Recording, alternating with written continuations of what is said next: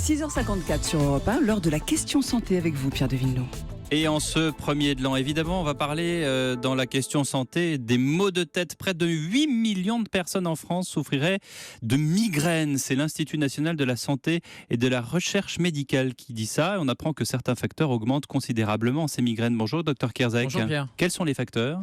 Alors les migraineux le savent bien, il y a des facteurs qui vont déclencher ou au contraire calmer ces maux de tête qui sont des maux de tête très particuliers. La migraine, c'est une forme de maux de tête. Tous les maux de tête ne sont pas des migraines. C'est la moitié de la tête, c'est ça ? Oui, initialement oui, mais c'est surtout un phénomène avec des critères diagnostiques très précis. C'est une vasodilatation des vaisseaux. C'est les vaisseaux qui se dilatent et qui vont augmenter cette sensation de pulsation à l'intérieur du crâne. Et les migraineux le savent bien. Il y a des facteurs déclenchants. Et bien une récente étude, une méta-analyse, une compilation de données de plus de 261 études liste les facteurs de risque de migraine. Et ces facteurs de risque, ils sont au nombre de 22. Je ne vais pas tous vous les citer, non. Pierre, mais l'alcool, l'aspartame, la déshydratation, le sommeil perturbé, ce sont les principaux facteurs. Et puis, il y a des composés alimentaires également. Et on sait très bien que le chocolat, par exemple, va pouvoir déclencher certaines migraines. Mais à contrario, chez d'autres migraineux, ça va plutôt les protéger.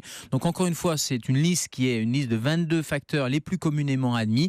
Mais chacun doit se connaître et repérer ce qui déclenche ou ce qui calme la migraine. Est-ce qu'il y a au moins une cause de tous ces facteurs ? Alors justement, et c'est la nouveauté de cette étude publiée dans cette revue médicale, c'est parmi tous ces 22 facteurs de risque, il y a une cause commune. Et cette cause commune, ça serait le stress oxydatif. C'est quoi ça ? Alors le stress oxydatif, c'est un phénomène cellulaire.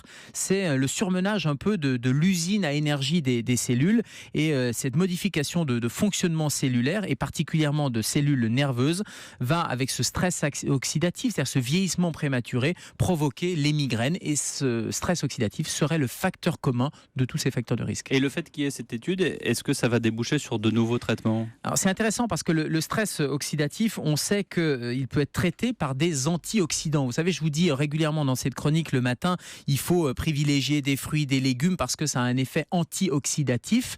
Eh bien, ces antioxydants pourraient être une voie intéressante sur le plan thérapeutique. Alors on n'y est pas encore. Pour l'instant, on reste sur des traitements classiques de la migraine. Mais pourquoi pas, dans les quelques années, cette voie commune va permettre de développer probablement de nouveaux médicaments. Merci Gérald et bonne année 2016. Bonne année 2016, Pierre.